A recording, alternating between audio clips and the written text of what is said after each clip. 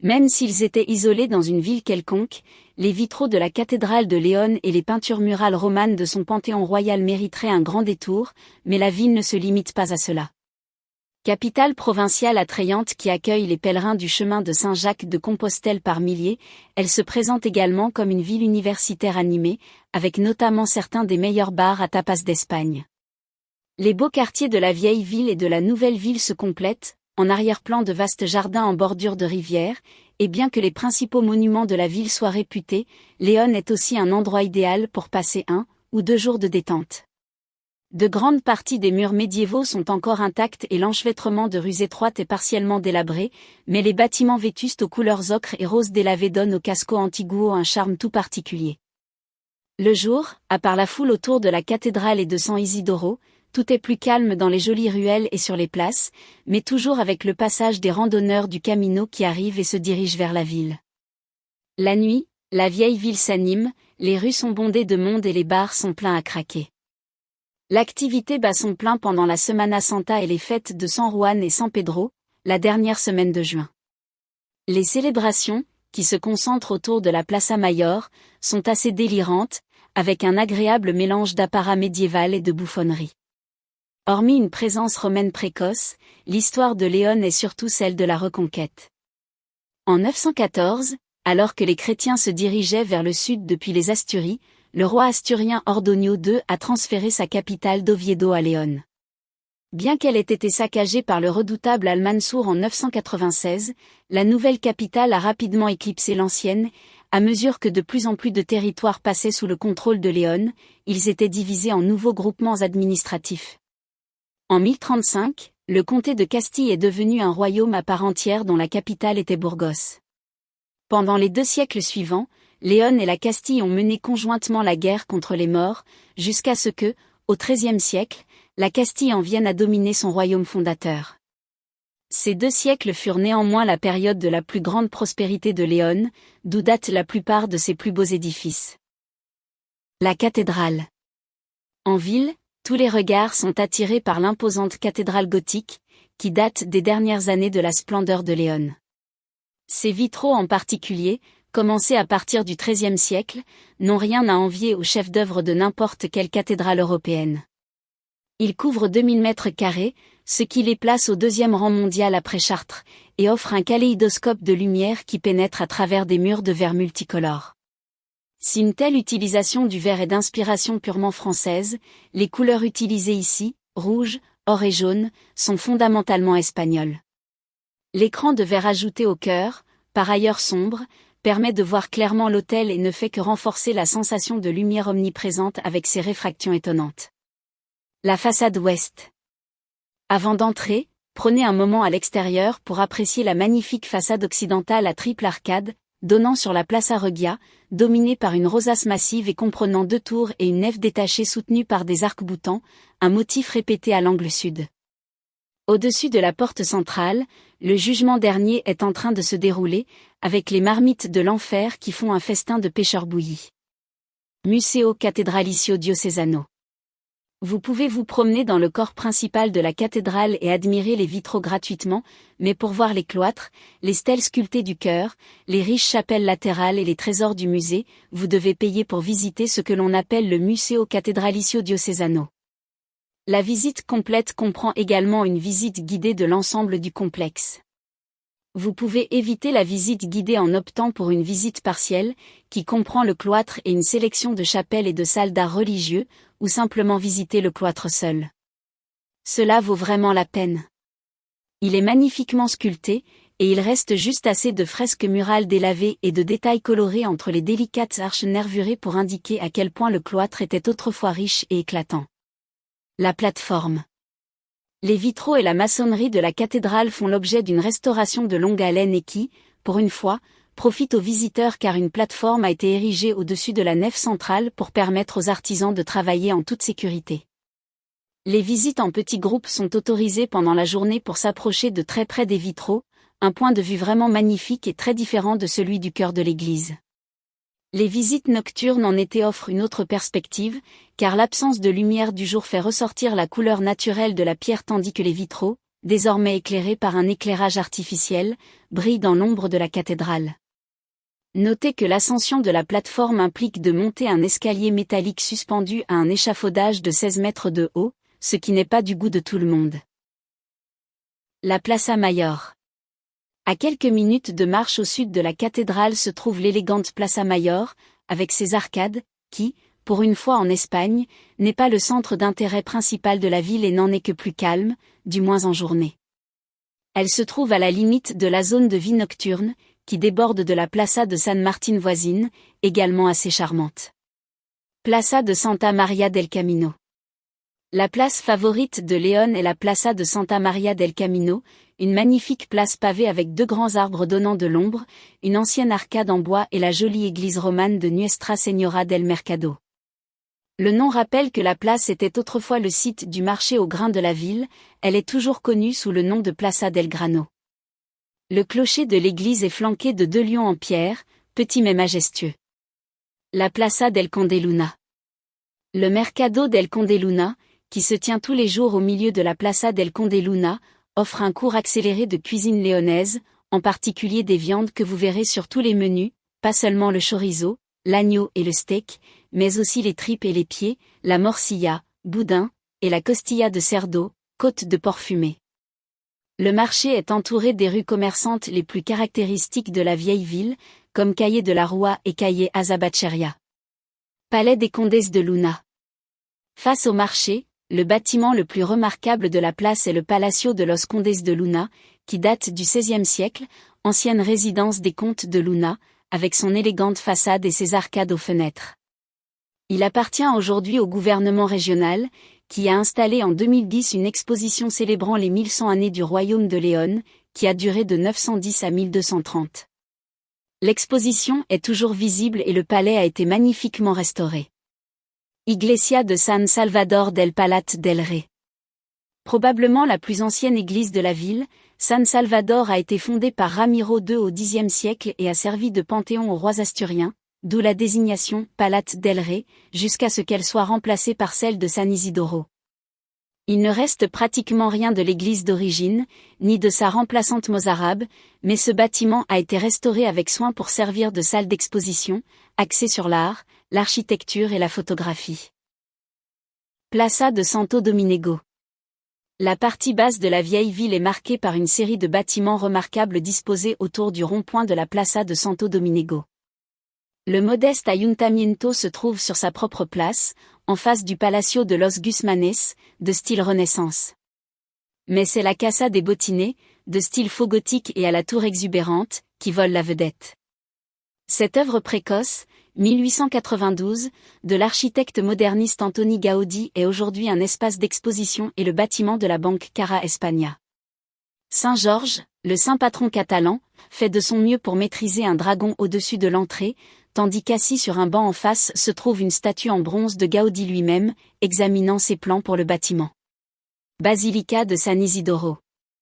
Fondée par Fernando Ier, qui a réuni les 2 royaumes de Léon et de Castille en 1037, la majestueuse basilique de San Isidoro a été conçue à la fois comme un sanctuaire pour les ossements de San Isidoro et comme un mausolée pour Fernando et ses successeurs. Adossée à la muraille de la ville, c'est une belle construction, datant principalement du milieu du XIIe siècle et donc l'un des premiers édifices romans d'Espagne. 2 portes adjacentes présentent de beaux reliefs sculptés, la descente de croix, à droite, et le sacrifice d'Abraham, à gauche, ce dernier étant surmonté d'un fronton de la Renaissance tardive sur lequel figure San Isidoro lui-même à cheval. À l'intérieur, les ossements du saint reposent dans un reliquaire sur le maître-autel. Panthéon réal. Les ossements royaux, de 11 rois et 12 reines, reposent dans des tombes situées dans le panthéon royal adjacent, indiqué par le panneau « Museo », constitué de 2 salles en forme de crypte construites entre 1054 et 1063 comme portique de l'église. C'est un espace fortement évocateur, avec 2 colonnes trapues au milieu du panthéon sculpté d'un épais feuillage, inspiré de la tradition visigothique. Par ailleurs, vers la fin du XIIe siècle, ces voûtes extraordinairement bien conservées ont ensuite été recouvertes de fresques parmi les plus significatives de l'art roman espagnol. Celles-ci présentent des couleurs vives, représentant non seulement des scènes et des histoires bibliques, mais aussi un calendrier agricole par exemple. Le dôme central est occupé par le Christ Pantocrateur entouré des 4 évangélistes représentés avec des têtes d'animaux. Des portraits allégoriques qui découlent des visions apocalyptiques du livre de l'Apocalypse de la Bible. Votre billet vous permet également de visiter le cloître, ainsi que le petit musée des trésors de l'église et l'impressionnante bibliothèque. Musée biblico et oriental. À côté de San Isidoro, dans les bâtiments de la collégiale, le Museo Biblico y Oriental est un musée méconnu qui abrite de fascinants manuscrits anciens et des objets liés à l'histoire, à l'archéologie et aux langues de la Bible et de l'Orient. Il s'agit en effet d'une collection exceptionnelle, et superbement exposée, de pages d'anciennes Bibles et d'ouvrages liturgiques, avec des textes en hébreu, en araméen, en grec et en copte, de sculptures et de croix finement ouvragées datant des premiers siècles après Jésus-Christ, ainsi que de toute une série de tablettes d'écriture mésopotamienne remontant à 3500 avant Jésus-Christ. Il y a aussi un splendide panorama de la nativité napolitaine du XVIIIe siècle, riche en figurines expressives et typiques. Couvent de San Marcos et ses environs. La route des pèlerins vers Astorga passe par le vieux pont à l'ouest de la ville. C'est ici, dans l'opulent convento de San Marcos, et sur présentation des documents pertinents, que les pèlerins étaient autorisés à reprendre des forces avant d'affronter les épuisantes montagnes du Bierzo, à l'ouest de Léon. L'hôpital et l'auberge des pèlerins d'origine ont été construits en 1168 pour les chevaliers de Santiago, l'un des nombreux ordres chevaleresques fondés au XIIe siècle pour protéger les pèlerins et mener la reconquête. Au XVIe siècle, il a été reconstruit comme une sorte de palais, sa façade massive de 100 mètres de long étant richement ornée de motifs appliqués de style plâtresque. Au-dessus de l'entrée principale, Santiago est représenté en train d'écraser des morts avec aisance. Le monastère est aujourd'hui un parador, dont l'accès est strictement interdit aux personnes extérieures au-delà du hall d'entrée, du bar et du restaurant, mais il est possible d'avoir de belles vues sur le bâtiment depuis la place et les jardins voisins au bord de la rivière. Iglesia San Marcos et Museo de Léon. L'accès à l'église contiguë du monastère, l'Iglesia San Marcos, qui est largement décorée du motif de la coquille Saint-Jacques du pèlerinage, est libre. Suivez les indications à travers les chapelles latérales jusqu'au Museo de Léon, situé dans la sacristie. Il s'agit d'une collection de statues et de peintures monumentales, ainsi que d'attrayants trésors d'église, dont une croix de procession du XIIIe siècle en cristal de roche. Des visites guidées sont également organisées pour découvrir le célèbre coro alto de l'église, qui possède un bel ensemble de stèles sculptées par le sculpteur de la Renaissance Juan de Runi. Musée d'art contemporain. Le principal centre d'art contemporain et de culture de la ville est le remarquable Museo de Arte Contemporaneo. La façade en verre multicolore a été inspirée par les vitraux de la cathédrale, et les expositions, qui changent régulièrement, présentent des œuvres et des installations d'artistes espagnols et internationaux. Astorga. Pour les pèlerins les plus en forme, il fallait une journée de marche au sud-ouest de Léon pour atteindre la prochaine étape importante à 50 km de là, à savoir la ville d'Astorga. La ville a une longue histoire. Elle a été colonisée par les Romains, dont il reste de nombreuses traces, puis saccagée par les Maures au XIe siècle. Elle a ensuite été reconstruite et dotée des habituels hospices et monastères, mais lorsque le pèlerinage a perdu de sa popularité à la fin du Moyen Âge, Astorga est tombée en déclin. Aujourd'hui, c'est une capitale provinciale animée, bien que petite, qui met à nouveau l'accent sur le pèlerinage. Elle regorge de randonneurs épuisés et de boutiques de souvenirs de Saint-Jacques, sans oublier une cathédrale d'une grandeur incongrue et un palais épiscopal moderniste encore plus étonnant, ce dernier étant désormais utilisé comme musée consacré au Camino. Cathédrale de Santa Maria. La cathédrale de Santa Maria d'Astorga est plus belle qu'elle ne l'a été depuis des siècles après avoir subi une restauration complète. Construite entre 1471 et 1693, bien que sur le site d'une église beaucoup plus ancienne, elle possède de remarquables tours jumelles de part et d'autre de la porte principale majestueusement sculptée, l'une en pierre rose, l'autre en verre, couleur qui se répète à l'intérieur de la nef sur les colonnes. Vous pouvez vous joindre aux fidèles et voir la cathédrale gratuitement le matin, mais les visiteurs sont encouragés à acheter un billet pour le Museo Catedralicio, qui comprend également une visite de l'église. Même si vous n'êtes pas normalement intéressé par les trésors ecclésiastiques, la série de salles de musée magnifiquement présentées vaut la peine d'être vue. Outre les habituelles caisses de robes, de capes, de mitres, de croix et de calices, on y trouve des pièces remarquables, depuis une belle tombe en bois peint du XIIe siècle jusqu'à une paire de lions sculptés tenant des cierges dans leurs pattes. Museo de los Caminos. Situé en face de la cathédrale, le Palacio Episcopal, ou Palais des évêques, a été commandé par un évêque catalan à son compatriote Antoni Gaudí en 1887. C'est un bâtiment assez extraordinaire, plus à l'intérieur qu'à l'extérieur, même si l'extérieur ressemble à une sorte de château de film d'épouvante. Gaudí s'est inspiré du style gothique pour créer un bâtiment aux arcs de briques et de tuiles, aux décorations complexes et aux vitraux lumineux, dont le point culminant est une chapelle exquise qui surpasse de loin celle de la cathédrale voisine. Les spectaculaires salles du palais abritent aujourd'hui le Museo de los Caminos, qui retrace l'histoire du pèlerinage à travers des statues et des œuvres d'art datant de ses origines médiévales, ainsi que des exemples de documents émis à Santiago pour certifier que les pèlerins ont voyagé, confessé et obtenu l'absolution. Il y a aussi un sous-sol rempli d'autels romains et de statues funéraires et un grenier consacré à l'art régional contemporain, ainsi qu'une vue plongeante sur la chapelle ardente. Museo Romano. Le passé romain d'Astorga est couvert par le fascinant Museo Romano, qui présente les découvertes archéologiques locales ainsi que des expositions changeantes sur différents thèmes. Cependant, la ville conserve également un riche ensemble de vestiges de fouilles, notamment une mosaïque ours et oiseaux, conservée dans une riche maison romaine privée, la Casa Romana, située à quelques pas du musée. Jardin de la Synagoga. Astorga est entouré d'un circuit presque complet de murailles, d'origine romaine tardive, mais qui ont été considérablement renforcées au cours des siècles. Du musée romain, il n'y a qu'une courte promenade jusqu'au jardin de la Synagoga, qui conserve une section de l'ancien système d'égouts romain et qui est aussi le meilleur endroit pour avoir une vue des murs sur les plaines au-delà. Les Maragatos. Astorga est la ville de marché traditionnelle des Maragatos, un groupe ethnique distinct d'origine inconnue, peut-être descendant des Berbères d'Afrique du Nord, qui ont traversé en Espagne avec les premières incursions mauresques du début du 8e siècle. Pendant plusieurs siècles, ils ont dominé le commerce du transport en Espagne avec leurs trains de mules.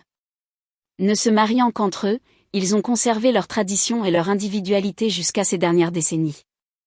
Cependant, à part le célèbre Maragato cocido, un ragoût typiquement copieux composé de 7 types de viande et de saucisses, de pois chiches et de choux, leur seul héritage évident à Astorga est la paire de figurines colorées habillées en costumes traditionnels, qui s'activent pour sonner l'heure sur l'horloge de la mairie sur la Plaza Mayor.